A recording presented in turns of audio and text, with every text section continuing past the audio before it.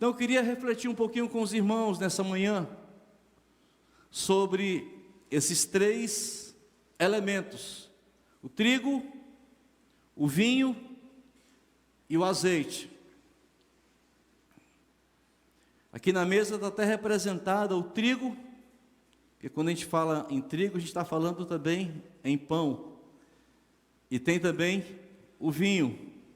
Mas onde está o azeite? Na mesa não está. Mas o azeite acompanha com cada um dos filhos de Deus quando vem, que é a unção do Espírito. Esse azeite já vem com os irmãos. Alô? O pão e o vinho é para comunhão aqui com os irmãos, mas o azeite é para a manutenção da nossa comunhão com Deus. Aleluia. Então, queridos, o trigo é um cereal que é utilizado para fazer o pão. Para fazer o pão, não dá para pensar em pão sem trigo. Sabe, é impossível fazer pão sem trigo, porque trigo é o único cereal que contém glúten. Portanto, algumas pessoas dizem, não, fazer o pão sem glúten, pode ter certeza, é uma espécie de bolo, pão não é. Pão só existe se tiver glúten. Glúten é a proteína do trigo.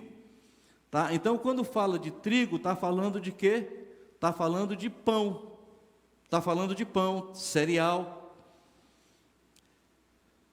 Obviamente, quando fala de pão, de cereal, está falando de provisão. E Joel, o que ele está declarando é que deles sereis fartos. Então, quando ele, no versículo anterior, no 17, quando ele tinha dito, vós aos sacerdotes,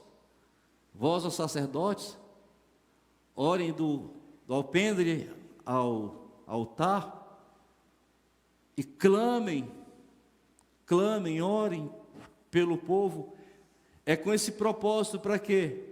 Para que o povo seja de fato abençoado e tenha a provisão que precisa. Alô?